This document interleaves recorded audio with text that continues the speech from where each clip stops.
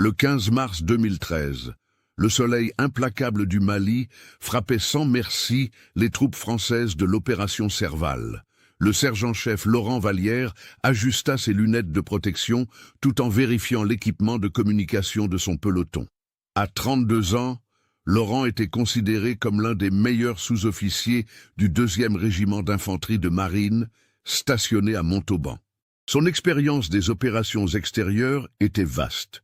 Il avait servi en Afghanistan, en Côte d'Ivoire et maintenant au Mali, où la France intervenait pour combattre les groupes djihadistes qui menaçaient de prendre la capitale, Bamako.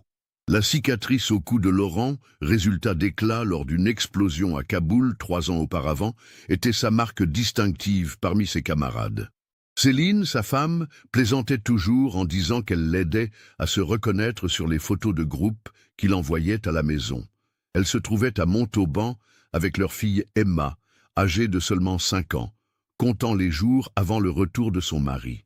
Ce jour-là, Laurent commandait une patrouille de reconnaissance aux alentours de Gao, une ville stratégique dans le nord-est du Mali qui avait été récemment libérée des djihadistes. La mission était simple: vérifier des rapports d'activité suspectes dans un village à 40 km au nord de la ville. Ce que Laurent ne savait pas, c'est que cette opération apparemment routinière allait changer sa vie à jamais. Vers 14h30, quand le thermomètre indiquait 47 degrés à l'ombre, Laurent et ses 5 hommes arrivèrent au village de Tinhama. L'endroit semblait désert, mais quelque chose n'allait pas. Les huttes d'adobe montraient des signes d'abandon récent. Des vêtements pendaient encore aux cordes à linge, des animaux domestiques erraient en liberté, et des casseroles contenant de la nourriture à peine cuite restaient sur des feux éteints. C'est alors que Laurent entendit les coups de feu. Ils ne venaient pas de la direction attendue, des cachettes possibles des djihadistes, mais plutôt d'un complexe de construction plus solide au centre du village. Il fit signe à ses hommes de se positionner et avança prudemment vers les tirs. Ce qu'il vit à travers les fenêtres cassées de l'une des constructions le paralysa. Des hommes vêtus d'équipements militaires de dernière génération exécutaient systématiquement des civils maliens. Ce n'étaient pas des djihadistes, c'étaient des Occidentaux, parlant français avec un accent que Laurent reconnut comme provençal. Ils portaient des armes modernes, pas les kalachnikovs utilisés par les groupes terroristes, et leur tactique était militaire, professionnelle.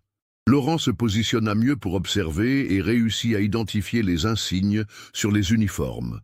C'étaient des mercenaires d'Aegis Defense Services, une société militaire privée qui opérait sous contrat avec divers gouvernements occidentaux. Il était témoin d'une exécution de masse qui serait ultérieurement justifiée comme perte collatérale lors d'un combat contre des insurgés. Quand Laurent tenta de reculer silencieusement, il marcha sur un morceau de métal qui fit du bruit. Les mercenaires le détectèrent immédiatement. « Il y a quelqu'un qui nous observe », cria l'un d'eux en français. « Secteur nord-est, fenêtre de l'école. » Laurent n'eut pas le choix. Il fit signe à ses hommes d'initier la procédure de retraite d'urgence pendant qu'ils couvraient l'arrière-garde. Les mercenaires, cependant, étaient des professionnels expérimentés et encerclèrent rapidement la position des Français. Ce qui suivit fut un échange de tirs intenses qui dura 40 minutes. Laurent réussit à établir un contact radio avec la base de Gao et à demander des renforts, mais la réponse qu'il reçut fut inattendue. Négatif pour soutien immédiat. Maintenez la position et attendez les instructions. Cette réponse n'avait aucun sens. Laurent savait qu'il y avait des hélicoptères de soutien à moins de 15 minutes de leur position. Quelque chose n'allait pas. Pendant le combat, Laurent vit 3 de ses hommes être touchés. Quand il eut finalement une opportunité de fuite, il porta le soldat Dupont, gravement blessé à la jambe, tandis que les 2 autres soldats indemnes couvraient la retraite. C'est pendant cette fuite que Laurent entendit une conversation sur la radio des mercenaires, sur une fréquence que son équipement capta par interférence. Commandement, ici Lou 6. Nous avons des soldats français réguliers qui ont été témoins de l'opération. Nous avons besoin d'orientation sur la façon de procéder. Lou 6, ici, commandement. Élimination nécessaire. Aucun témoin ne peut survivre. Vous avez le feu vert. Laurent sentit son sang se glacer. Il comprit immédiatement que ces mercenaires opéraient avec l'accord tacite de certains éléments de la chaîne de commandement française. La non-assistance qu'il avait reçue n'était pas un hasard. Utilisant son expérience de terrain, Laurent réussit à conduire ses hommes vers une position défensive dans une ravine rocheuse. Il envoya un message codé à la base, utilisant une fréquence de secours. « Mayday, Mayday, peloton Vallière sous feu ennemi. Demandons évacuation médicale urgente. 3 blessés graves. » La réponse fut rapide mais troublante. « Reçu peloton Vallière. Évacuation en cours.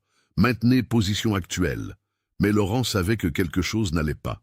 L'accent de l'opérateur radio était différent, et le protocole de réponse n'était pas standard. 20 minutes plus tard, au lieu d'hélicoptères de sauvetage, Laurent vit approcher 3 véhicules blindés légers portant les insignes d'Aegis Defense Services. Les mercenaires avaient intercepté ces communications et venaient finir le travail. « Sergent-chef, » murmura le soldat Moreau, « qu'est-ce qu'on fait ?» Laurent regarda ses hommes blessés, puis les véhicules qui approchaient.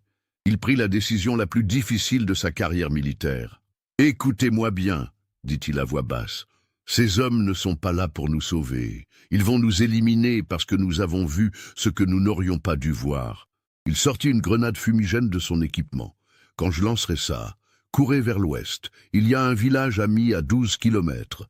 Dupont et Moreau, vous portez le maire. Rousseau, tu prends la radio et tu essaies de contacter directement Paris, fréquence diplomatique d'urgence. « Et vous, sergent-chef » demanda Rousseau. « Je les retiens ici. Quelqu'un doit témoigner de ce qui s'est passé aujourd'hui. » Laurent lança la grenade fumigène et ouvrit le feu sur les véhicules qui approchaient. Ces hommes disparurent dans la fumée, courant vers l'ouest comme convenu. Ce qu'ils ne savaient pas, c'est que les mercenaires avaient déjà anticipé cette manœuvre. Une équipe les attendait à l'ouest. 3 jours plus tard, à Montauban, Céline Vallière repassait les vêtements d'Emma quand on sonna à la porte. Par la fenêtre, elle vit une voiture militaire garée devant sa maison et son cœur s'arrêta. Le colonel Martineau, accompagné de l'aumônier militaire et d'une assistante sociale, se tenait sur le seuil. Céline connaissait cette procédure. Elle avait été elle-même assistante sociale militaire avant la naissance d'Emma. « Madame Vallière, » dit le colonel d'une voix grave, « je suis désolé de vous informer que votre mari, le sergent-chef Laurent Vallière, est mort au combat le 15 mars 2013, au Mali, lors d'une opération de sécurisation dans la région de Gao. » Les mots résonnèrent dans la tête de Céline, comme des coups de marteau. Emma, qui jouait dans le salon, courut vers sa mère en sentant la tension. « Qu'est-ce qui s'est passé exactement ?» demanda Céline, sa voix tremblant. « Son peloton a été pris dans une embuscade par des éléments djihadistes. Malgré une résistance héroïque, le sergent-chef Vallière et ses hommes ont été tués. Nous avons récupéré leurs plaques d'identification et leurs effets personnels. » Le colonel tendit à Céline une enveloppe contenant les affaires de Laurent. Sa montre, son alliance, ses plaques militaires et une lettre qu'il avait écrite pour elle quelques jours avant sa mort. « Où est son corps ?» demanda Céline. « Malheureusement, madame, les conditions sur le terrain et les circonstances de l'attaque n'ont pas permis de récupérer les corps. Ils ont été enterrés sur place selon les rites militaires, en présence de l'aumônier du régiment. » Cette explication était soigneusement préparée. En réalité, les corps des soldats de Laurent avaient bien été récupérés, mais Laurent lui-même était porté disparu. Les mercenaires d'Aegis avaient rapporté qu'il avait été tué dans l'explosion d'une grenade, son corps ayant été vaporisé par l'explosion. Céline reçut une pension de veuve de guerre, la croix de la valeur militaire, à titre posthume pour Laurent, et un drapeau français plié selon la tradition militaire. La cérémonie officielle eut lieu le 2 avril 2013, en présence de tous les membres du régiment de Laurent. Ce que Céline ne savait pas, c'est que Laurent était vivant, mais dans une situation qui défiait toute logique. Le 15 mars 2013, quand Laurent avait ouvert le feu sur les véhicules des mercenaires, il n'avait pas l'intention de survivre. Il voulait simplement donner à ses hommes le temps de s'échapper et de témoigner de ce qu'ils avaient vu. Mais les mercenaires d'Aegis avaient d'autres plans. Au lieu de l'abattre, Il l'avait capturé vivant. Laurent s'était réveillé dans une cellule improvisée, dans un complexe militaire situé dans la banlieue de Bamako. Un homme en costume civil, parlant français avec un accent parisien, l'attendait. « Sergent-chef Vallière », dit l'homme, « je suis Théodore Blanchard, coordinateur des opérations spéciales au Mali. Vous avez un problème, et nous avons une solution. » Laurent, encore groggy et sédatif, tenta de se lever mais réalisa qu'il était attaché à une chaise. « Vos hommes sont morts, » continua Blanchard. « Ils ont été interceptés par notre équipe de sécurité. Vous êtes officiellement morts aussi. Vos plaques d'identification et vos effets personnels ont été remis à l'armée française. »« Qu'est-ce que vous voulez ?» demanda Laurent. « Votre silence, évidemment. Mais nous ne sommes pas des monstres. Nous comprenons que vous avez une famille, des responsabilités. Vous avez deux choix. Soit vous mourrez réellement ici et maintenant, soit vous acceptez de travailler pour nous. » Blanchard expliqua la situation à Laurent. L'opération qu'il avait witnessée faisait partie d'un programme classifié de nettoyage ethnique sélectif au Mali. Certains villages soutenaient secrètement les groupes djihadistes, fournissant des informations et des abris. Au lieu de mener des opérations militaires coûteuses et politiquement risquées, la France avait sous-traité ses missions de pacification à Aegis Defense Services. Le problème, continua Blanchard, c'est que ces opérations doivent rester secrètes. Si l'opinion publique française apprend que nous utilisons des mercenaires pour tuer des civils, même collaborateurs, le gouvernement tombe. Laurent comprit l'ampleur de la situation. Il n'était pas simplement témoin d'un crime de guerre, il était témoin d'une politique officielle cachée. « Voici notre proposition, » dit Blanchard. « Vous travaillez pour nous, vous disparaissez officiellement, vous prenez une nouvelle identité et vous opérez en Amérique du Sud pour nos clients. En échange, votre famille reste en sécurité et vous restez vivant. Et si je refuse? Votre femme et votre fille auront un accident. Tragique, mais ces choses arrivent. Et vous disparaissez vraiment. » Laurent n'avait pas le choix. Il accepta.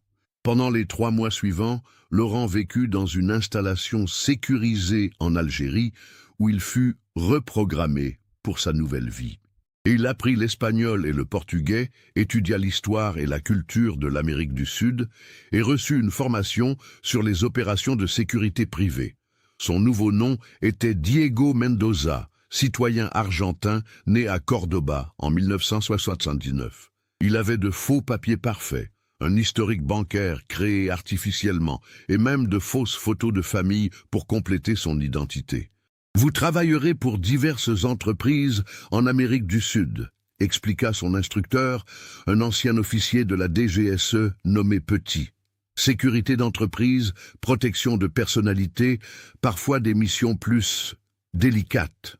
Votre salaire sera de 8 000 € par mois, versé sur un compte aux îles Caïmans. » Laurent demanda s'il pourrait jamais revoir sa famille. « Non », répondit Petit catégoriquement. « Laurent Vallière est mort. Si vous tentez de contacter votre ancienne famille ou si vous révélez votre véritable identité, les conséquences seront fatales pour tout le monde. » Pour s'assurer de sa coopération, ils lui montrèrent des photos de Céline et Emma prises récemment à Montauban.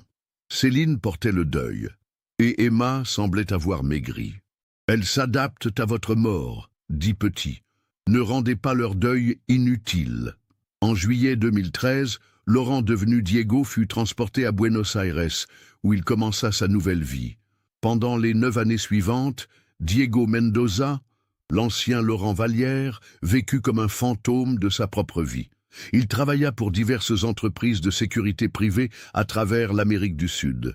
Une protection d'hommes d'affaires au Brésil, sécurité de mines en Colombie, escorte de convois en Équateur.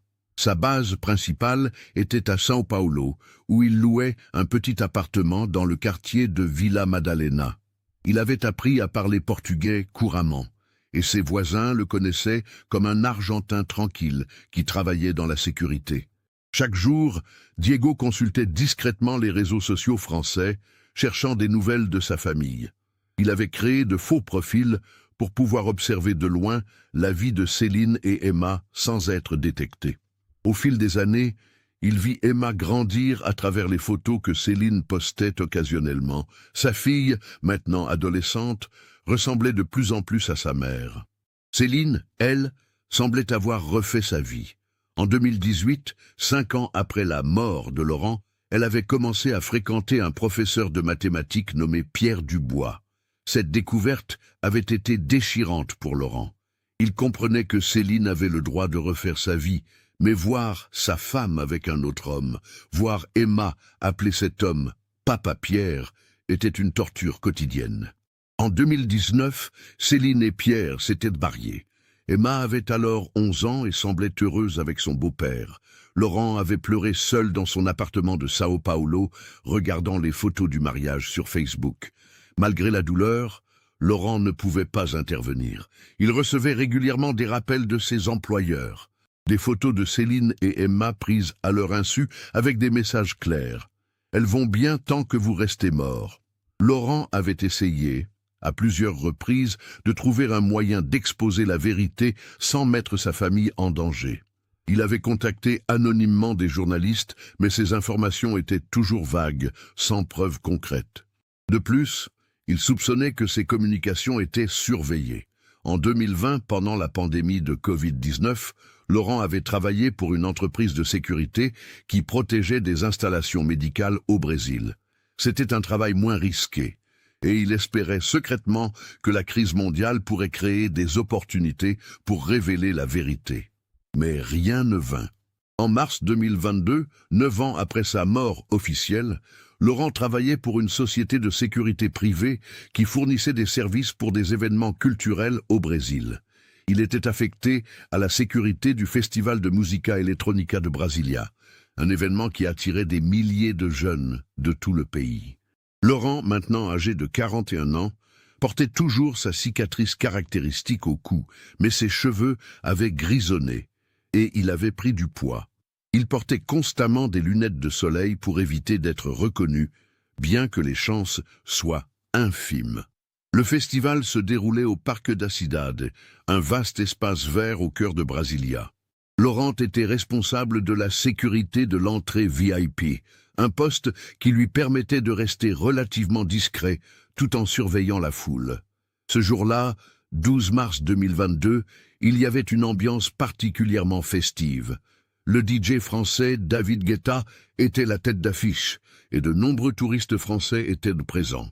Laurent évitait soigneusement tout contact avec ses compatriotes, craignant d'être reconnu. Vers 16h30, Laurent se tenait près de l'entrée VIP, quand il remarqua un groupe de jeunes Français qui prenaient des selfies. L'un d'eux, un garçon d'environ 20 ans, se positionnait pour prendre une photo avec la scène principale en arrière-plan. « Allez-y, reculez un peu plus », dit le photographe improvisé. « Je veux avoir toute la scène dans le cadre. » Laurent se trouvait directement dans l'axe de la photo, environ 3 mètres derrière le groupe. Il ne fit pas attention à la scène, concentré sur la surveillance des badges VIP. Le jeune homme prit plusieurs photos, puis le groupe se dispersa pour profiter du festival. Ce que Laurent ne savait pas, c'est que l'une de ces photos serait postée sur Instagram quelques heures plus tard, et qu'elle changerait sa vie. À Montauban, Céline Vallière-Dubois menait une vie relativement paisible. Après des années de thérapie, elle avait appris à vivre avec la perte de Laurent, même si elle pensait encore à lui quotidiennement. Son mariage avec Pierre était stable, et Emma, maintenant âgée de 14 ans, était une adolescente brillante et équilibrée. Le 13 mars 2022, Céline était dans sa cuisine quand Emma entra, excitée. « Maman, regarde, mon ami Julien est au Brésil, et il a posté des photos d'un festival de musique électronique. C'est trop cool !» Emma tendit son téléphone à Céline, qui jeta un coup d'œil distrait à l'écran Instagram. Elle vit une photo typique de festival, des jeunes souriant devant une scène immense, avec des milliers de personnes en arrière-plan. « C'est sympa », dit Céline, commençant à rendre le téléphone à Emma, mais quelque chose dans la photo la fit s'arrêter. Dans l'arrière-plan, légèrement flou, elle aperçut une silhouette familière. Un homme en costume sombre, portant des lunettes de soleil, avec une posture qu'elle reconnaissait. « Emma, peux-tu zoomer sur cette partie de la photo ?» demanda Céline, le cœur battant. Emma, intriguée par la réaction de sa mère, fit un zoom sur l'arrière-plan de la photo. L'image devint pixelisée, mais la silhouette était plus claire. Céline sentit ses jambes se dérober. L'homme dans la photo avait la même taille que Laurent, la même façon de se tenir, et surtout, cette marque au cou qui ressemblait à sa cicatrice. « Maman, ça va ?» demanda Emma, inquiète de voir sa mère pâlir. « Oui, oui, c'est juste que cet homme me rappelle quelqu'un. » Céline essaya de se convaincre que c'était son imagination, que 9 ans de deuil lui faisaient voir Laurent partout. Mais cette photo la hantait. Ce soir-là, quand Pierre rentra du travail, Céline lui montra la photo. « Tu vois cet homme-là dans l'arrière-plan? Il me rappelle Laurent. » Pierre examina la photo avec attention. Il connaissait l'histoire de Laurent et avait même vu des photos du premier mari de Céline. « Céline, chérie, tu sais que ce n'est pas possible. Laurent est mort au Mali il y a 9 ans. » « Je sais, mais regarde cette marque au cou. C'est exactement comme la cicatrice de Laurent. » Pierre prit sa femme dans ses bras. « Le deuil peut nous jouer des tours, même après toutes ces années. Tu as vécu quelque chose de traumatisant, et parfois notre cerveau voit ce qu'il veut voir. » Céline acquiesça, mais elle ne pouvait pas se défaire de cette image. Cette nuit-là, elle ne dormit pas. Pendant les jours suivants, Céline ne pouvait pas arrêter de penser à cette photo. Elle la regardait des dizaines de fois par jour, analysant chaque détail de la silhouette de l'homme. Elle créa un faux profil Instagram pour pouvoir sauvegarder la photo sans que Emma ou Pierre le sachent. Elle fit des captures d'écran, zooma sur différentes parties et même utilisa des applications de amélioration d'image pour rendre la photo plus nette. Plus elle l'étudiait, plus elle était convaincue que c'était Laurent. La cicatrice était identique. La façon dont l'homme penchait légèrement l'épaule droite, une habitude que Laurent avait développée après sa blessure en Afghanistan, était parfaite. Même la forme de ses mains était reconnaissable. Céline commença à faire des recherches sur le festival de Brasilia. Elle découvrit que c'était un événement annuel qui attirait des milliers de personnes. Elle trouva d'autres photos du festival sur différents comptes Instagram, espérant voir l'homme mystérieux sous d'autres angles. Elle ne trouva rien.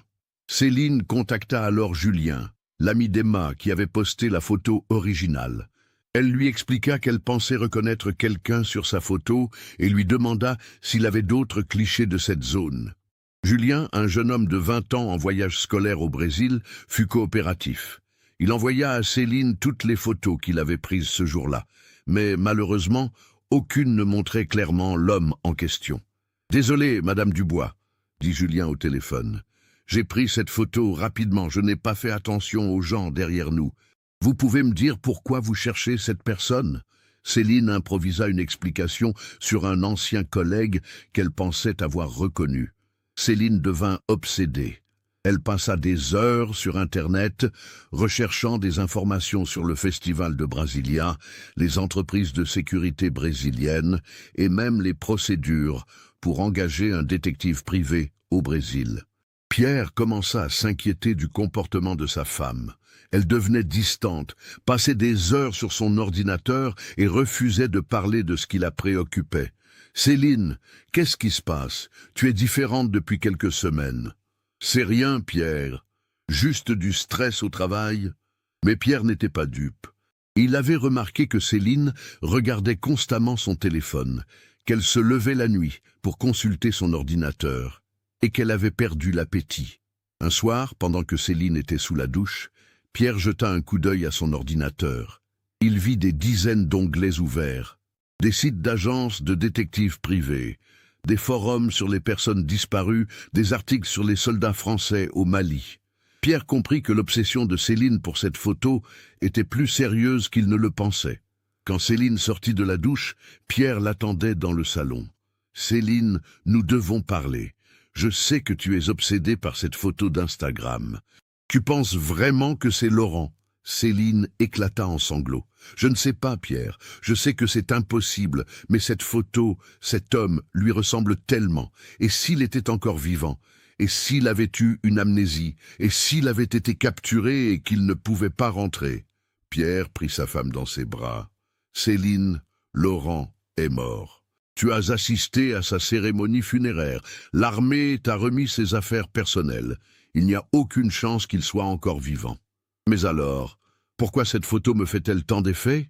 Pierre réfléchit. Il aimait Céline et ne voulait pas la voir souffrir. Il prit une décision. Écoute, si ça peut te donner la paix, nous allons engager un détective privé. Nous allons enquêter sur cette photo, et quand nous aurons la preuve que ce n'est pas Laurent, tu pourras enfin tourner la page. Pierre contacta un détective privé réputé à Toulouse, maître Jean-Claude Merceau, spécialisé dans les enquêtes internationales.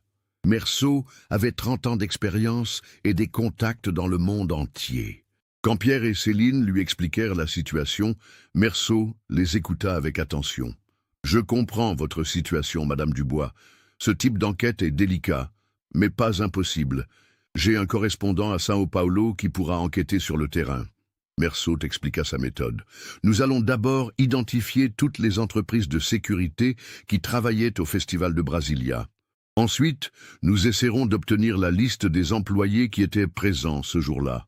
Avec la photo, nous pourrons faire du porte-à-porte. »« Combien de temps cela prendra-t-il » demanda Céline. « Plusieurs semaines, peut-être quelques mois. Et je dois être honnête avec vous. Les chances de retrouver cette personne sont minces, et les chances que ce soit votre mari sont pratiquement nulles. » Céline était déterminée. « Peu importe le temps et l'argent, je dois savoir. » Merceau commença son enquête en avril 2022. Il contacta son correspondant brésilien, Carlos Silva, un ancien policier de São Paulo qui travaillait maintenant comme détective privé. Silva commença par identifier les entreprises de sécurité qui avaient travaillé au festival. Il y en avait 5. Segurança Total, Proteção Eventos, Guarda Segura, Segurança VIP et Proteção Executiva. Silva visita chaque entreprise, expliquant qu'il cherchait un homme qui avait peut-être été témoin d'un incident au festival. Il montra la photo agrandie de Laurent à tous les responsables. Chez Segurança Total, le gérant regarda attentivement la photo. « Cet homme me dit quelque chose, dit-il. Mais la photo n'est pas assez nette. Vous savez, nous employons beaucoup d'agents de sécurité et ils ne restent pas toujours longtemps. » Silva insista. « Il aurait travaillé le 12 mars 2022, probablement à l'entrée VIP. »« Ah, l'entrée VIP. Oui, c'était Diego. Diego Mendoza, je crois.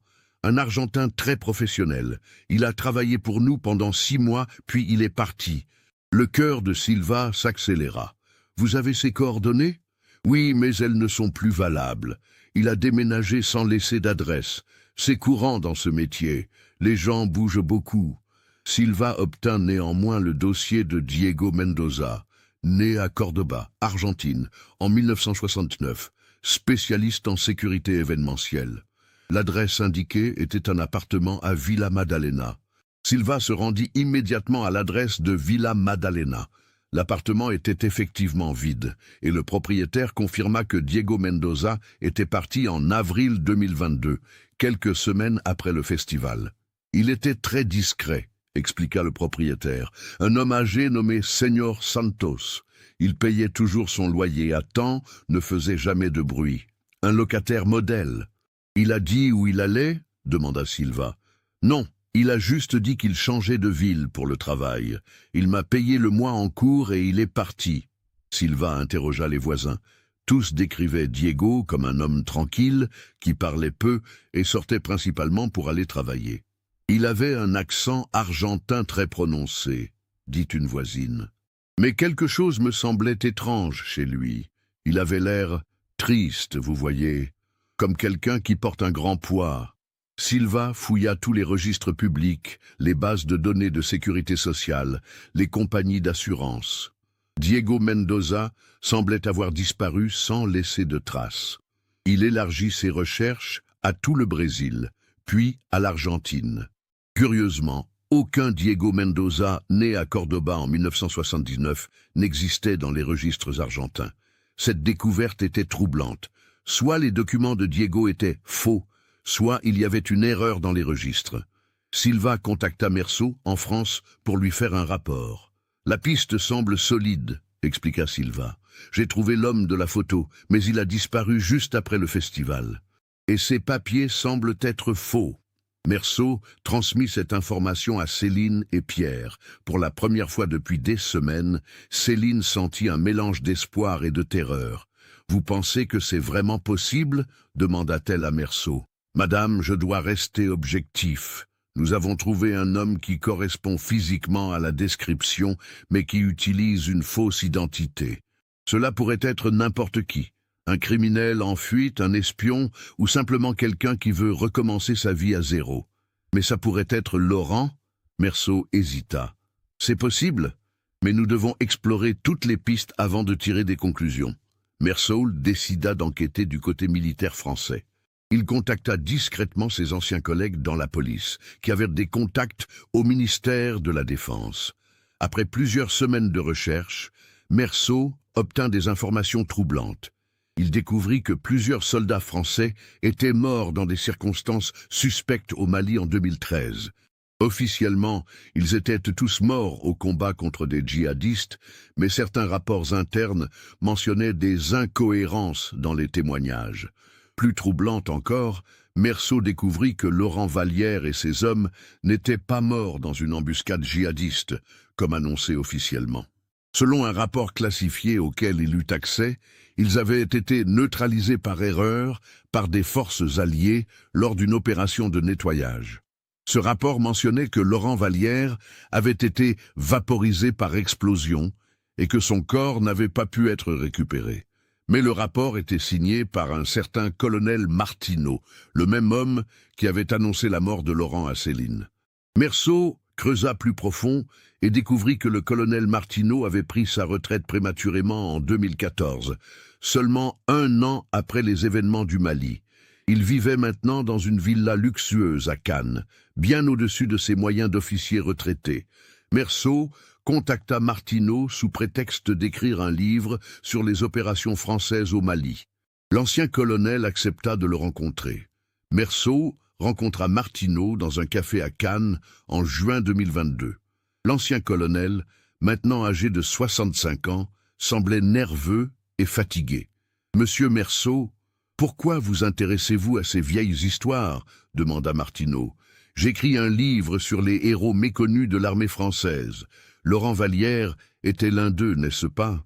Martineau devint pâle. « Laurent Vallière, oui, un excellent soldat. Sa mort a été tragique. » Meursault sortit subtilement la photo du festival de Brasilia et la posa sur la table. « Colonel, reconnaissez-vous cet homme ?» Martineau regarda la photo et ses mains se mirent à trembler. Il reconnaissait parfaitement Laurent, même avec les lunettes de soleil et le vieillissement. « Je ne vois pas de quoi vous parlez. Colonel Martineau, Laurent Vallière est vivant, n'est-ce pas ?» Martineau se leva brusquement. « Cette conversation est terminée. » Mais Meursault le rattrapa dans la rue. « Colonel, j'ai des preuves que Laurent n'est pas mort au Mali. Sa famille mérite de savoir la vérité. » Martineau s'arrêta, le regard hanté. Après un long silence, il dit « Suivez-moi chez moi. Il y a des choses que vous devez savoir. » Dans sa villa, Martineau servit 2 verres de whisky et commença à parler. « Laurent Vallière n'est pas mort au Mali. Enfin, pas de la façon dont nous l'avons annoncé. Il a été capturé par des mercenaires d'une société militaire privée après avoir été témoin d'une opération problématique. » Martineau expliqua toute l'affaire. Les massacres de civils, la nécessité de les dissimuler, la capture de Laurent. Nous avons reçu l'ordre de le déclarer mort. C'était le seul moyen de protéger l'opération et sa famille. « Où est-il maintenant ?» demanda Meursault. « Je ne sais pas exactement. La dernière fois que j'ai eu des nouvelles, il travaillait en Amérique du Sud sous une fausse identité. Ils lui ont promis que sa famille resterait en sécurité tant qu'il gardait le silence. Qui sont-ils? Des gens puissants, des gens qui n'hésiteraient pas à éliminer quiconque menacerait leur secret. » Martineau expliqua qu'il avait été récompensé pour son silence par une retraite anticipée et des bonus financiers, mais qu'il vivait dans la terreur depuis 9 ans. « Si vous révélez cette histoire, nous serons tous morts dans la semaine, » avertit Martineau. Meursault retourna à Toulouse avec ses informations explosives. Il avait maintenant la confirmation que Laurent était vivant, mais révéler cette information pourrait mettre sa famille en danger. Il convoqua Céline et Pierre pour une réunion urgente. J'ai des nouvelles, dit Meursault, mais elles sont compliquées. Il expliqua tout ce qu'il avait découvert. La fausse mort de Laurent, les crimes de guerre au Mali, la nouvelle identité en Amérique du Sud. Céline écouta en silence, les larmes coulant sur ses joues. Quand Meursault eut terminé, elle demanda simplement « Comment peut-on le retrouver ?» Madame Dubois, vous devez comprendre les risques. Si nous révélons que Laurent est vivant, ou si nous tentons de le contacter, nous mettons sa vie en danger, ainsi que la vôtre. Pierre intervint. Céline, réfléchis. Laurent a fait ce choix pour nous protéger. Si nous bougeons maintenant, nous détruisons tout ce pourquoi il s'est sacrifié. Mais Céline était déterminée. Il est vivant, Pierre. Mon mari est vivant. Je ne peux pas faire semblant de ne pas le savoir.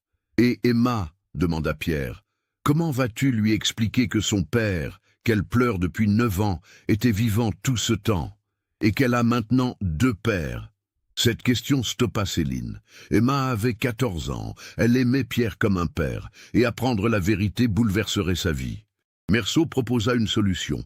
Nous pourrions essayer de contacter Laurent discrètement, sans révéler l'affaire publiquement, lui expliquer que sa famille sait qu'il est vivant, et voir ce qu'il veut faire. Silva, le détective brésilien, avait continué ses recherches de son côté. En croisant les informations sur Diego Mendoza avec les entreprises de sécurité de toute l'Amérique du Sud, il avait trouvé une piste en Colombie.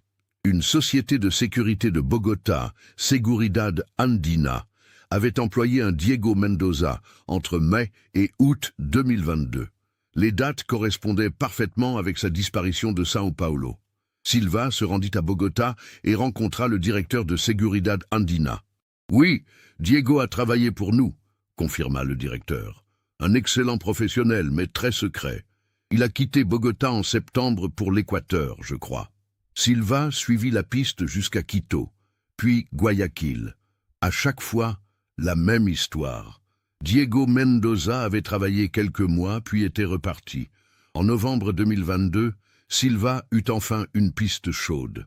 Diego travaillait pour une entreprise de sécurité de Lima, au Pérou, spécialisée dans la protection d'installations pétrolières. Silva contacta Meursault. Je l'ai trouvé. Il est au Pérou. Meursault prit immédiatement un vol pour Lima. Il devait voir Laurent de ses propres yeux avant d'informer Céline. Meursault arriva à Lima en décembre 2022. Avec l'aide de Silva, il localisa l'entreprise où travaillait Diego Mendoza, Seguridad Petrolera del Pérou. L'entreprise protégeait une raffinerie de pétrole dans la banlieue de Lima. Meursault et Silva se postèrent à la sortie du site, attendant la fin de l'équipe de jour. À 18 heures, ils virent sortir un homme correspondant à la description. Taille moyenne, cheveux grisonnants, lunettes de soleil et surtout une cicatrice visible au cou. « C'est lui !» murmura Silva.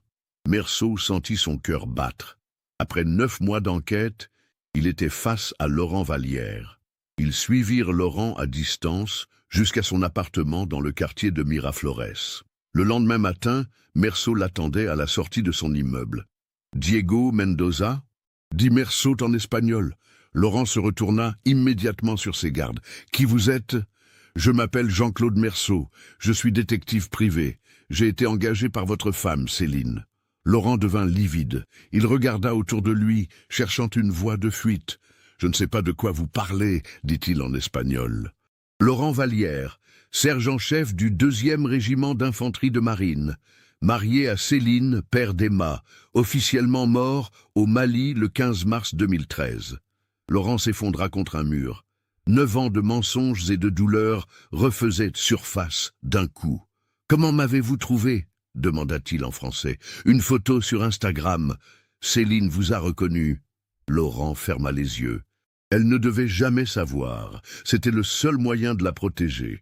Meursault expliqua toute l'enquête à Laurent qui écouta en silence. « Céline veut vous revoir, » dit finalement Meursault. « C'est impossible. Si mes employeurs apprennent que ma couverture est compromise, ils élimineront ma famille. Et si nous trouvions un moyen de vous libérer de cette situation ?» Laurent rit amèrement. « Vous ne comprenez pas. Ces gens ont des contacts partout. Ils savent probablement déjà que vous êtes ici. » Comme pour confirmer ses craintes, le téléphone de Laurent sonna. Il regarda l'écran et pâlit davantage. « Allô ?» répondit-il. « Diego !» dit une voix en français. « Nous devons parler. Rendez-vous habituel dans 1 heure. » La communication fut coupée. Laurent regarda Meursault avec terreur. « Ils savent. Vous avez condamné ma famille. » Laurent expliqua rapidement la situation à Meursault. Ses employeurs le contactaient régulièrement pour des évaluations. Ce rendez-vous imprévu signifiait qu'ils avaient découvert quelque chose. « Vous devez partir immédiatement, » dit Laurent. « Et vous devez dire à Céline d'emmener Emma quelque part en sécurité. »« Venez avec moi, » proposa Meursault. « Non, si je disparais maintenant, ils sauront que j'ai parlé. Ma seule chance est d'aller à ce rendez-vous et de faire croire que tout va bien. » Laurent donna à Meursault une adresse à Paris. C'est un journaliste d'investigation, Marc Durand, du Monde. Si quelque chose m'arrive, donnez-lui toute l'histoire. Il saura quoi faire. Meursault quitta Lima le jour même, mais il était trop tard. Le lendemain, Diego Mendoza fut trouvé mort dans son appartement, officiellement victime d'un cambriolage qui avait mal tourné. La police péruvienne classa rapidement l'affaire. Meursault retourna en France avec le cœur lourd. Il devait annoncer à Céline que son mari était mort, cette fois pour de bon. Quand il arriva chez Céline et Pierre, il vit immédiatement qu'il se passait quelque chose d'anormal. Les volets étaient fermés et plusieurs voitures de police étaient garées devant la maison. Un policier l'arrêta à l'entrée. « Vous êtes ?»« Jean-Claude Meursault, détective privé. Je travaille pour la famille Dubois. Il y a eu un incident cette nuit, une tentative d'effraction. Heureusement, personne n'a été blessé. » Meursault comprit immédiatement. Les employeurs de Laurent avaient essayé d'éliminer sa famille. Il fut autorisé à voir Céline, qui était sous protection policière, avec Emma et Pierre. « Qu'est-ce qui s'est passé ?» demanda Céline. Meursault lui raconta tout. Sa rencontre avec Laurent, le danger qu'ils couraient tous, et finalement la mort de Laurent au Pérou. Céline écouta en silence, puis éclata en sanglots. « Il est vraiment mort cette fois ?» « Oui, Céline. Mais il est mort en héros, en protégeant sa famille jusqu'au bout. » Pierre prit sa femme dans ses bras. « Au moins, maintenant, tu sais la vérité. » Meursault contacta Marc Durand, le journaliste que Laurent avait mentionné.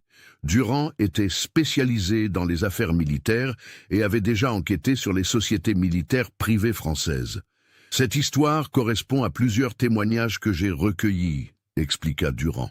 Il y a eu beaucoup de zones d'ombre dans les opérations françaises au Mali. Durand publia une série d'articles explosifs dans Le Monde, révélant l'utilisation de mercenaires par l'armée française, les massacres de civils et la mort de soldats français témoins de ces crimes. L'affaire fit scandale. Le ministre de la Défense dut démissionner et une commission d'enquête parlementaire fut créée. Le colonel Martineau, terrifié par les révélations, décida de témoigner officiellement. Il confirma tous les détails de l'affaire Laurent Vallière. Aegis Defense Services fut poursuivi en justice, mais la plupart des responsables avaient déjà disparu ou étaient morts dans des accidents. 3 ans plus tard, en 2025, Céline se tenait devant la tombe de Laurent au cimetière militaire de Montauban. Cette fois, il y avait vraiment un corps à enterrer. Celui de Diego Mendoza avait été rapatrié du Pérou et formellement identifié comme étant Laurent Vallière. La plaque funéraire portait maintenant l'inscription complète « Laurent Vallière, sergent-chef, 2e RIMA, mort pour la France le 20 décembre 2022, un héros qui a sacrifié sa vie pour protéger sa famille et révéler la vérité. » Emma, maintenant âgée de 17 ans, déposa des fleurs sur la tombe. Elle avait appris toute l'histoire l'année précédente, quand elle était devenue assez mature pour comprendre. « Je suis fière de lui, » dit-elle à Céline. « Il a choisi de nous protéger plutôt que de revenir. » Pierre était également présent.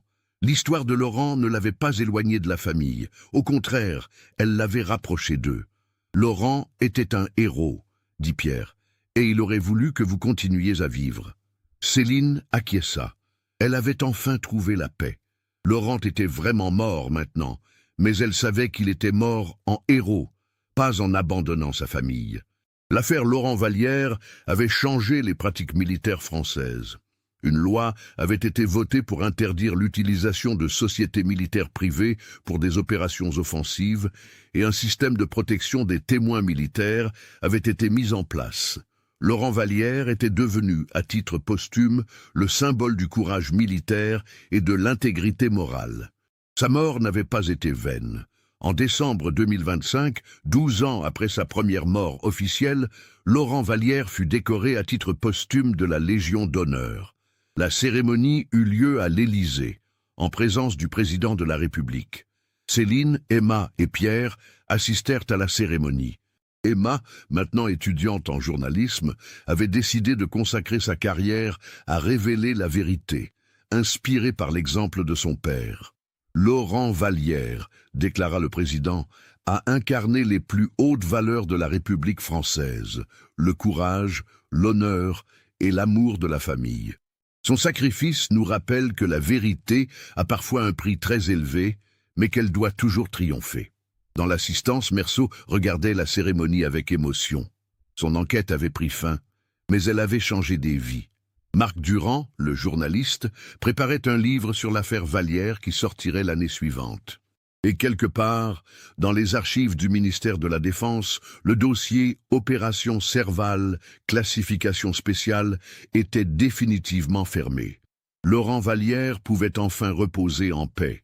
La vérité avait triomphé, même si elle avait pris 12 ans pour émerger d'une simple photo sur Instagram.